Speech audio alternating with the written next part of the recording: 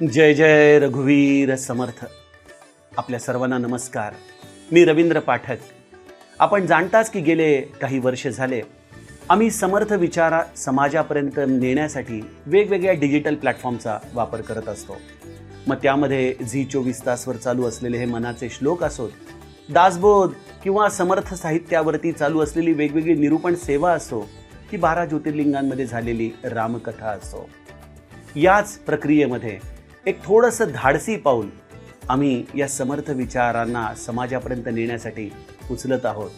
आणि ते म्हणजे समर्थ विचारांवर आधारित एक मराठी चित्रपटाची निर्मिती आम्ही करायला जात आहोत, ज्या चित्रपटाचं नाव आहे समर्थ.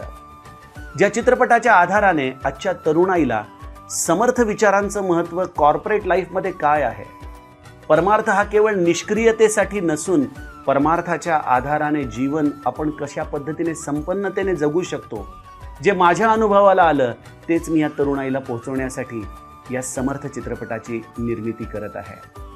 या चित्रपटाचं महत्त्व लोकांपर्यंत जावं, लोकांनी समर्थ विचार जाणून घ्यावेत, समर्थांच्या विषयी या समाजामध्ये असलेलं ज्ञान हे अधिक प्रबळ व्हावं, या उद्देशाने या चित्रपटाच्या प्रमोशनच्या दृष्टीने आम्ही एक आणखीन योजना आणत आहोत.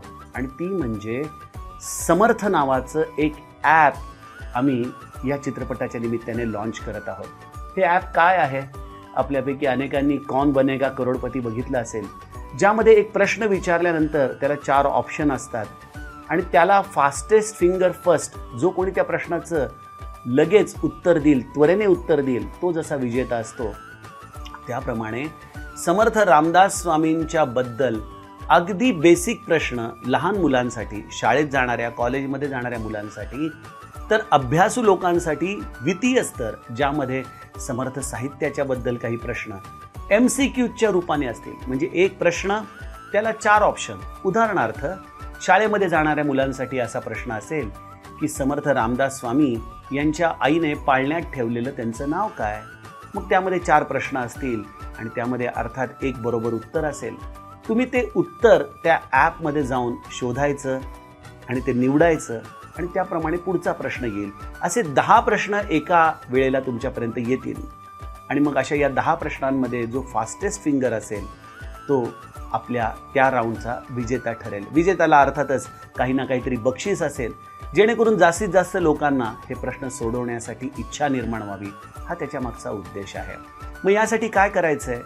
आपल्याला जो स्क्रीनवर स्कॅनर कोड दिसतोय ना, तो स्कॅनर कोड आपण नीट बघा, त्याला डाउनलोड करा, त्याचा फोटो काढून घ्या, तो आपण आपल्या मोबाईलमध्ये जाऊन स्कॅन करायचा आहे. मग एक ॲप उघडेल, त्या ॲपवरती समर्थ रामदास स्वामींचा सुंदर फोटो येईल. समर्थांच्या या ॲपमध्ये काय काय माहिती आपल्याला मिळणार आहे ते त्यामध्ये तुम्हाला दिसेल. समर्थांची काही रंगीत चित्र आपल्याला दिसतील. या ॲपच्या उजव्या कोपऱ्यामध्ये आपली माहिती, आपलं रजिस्ट्रेशन करणं आपण अपेक्षित आहे.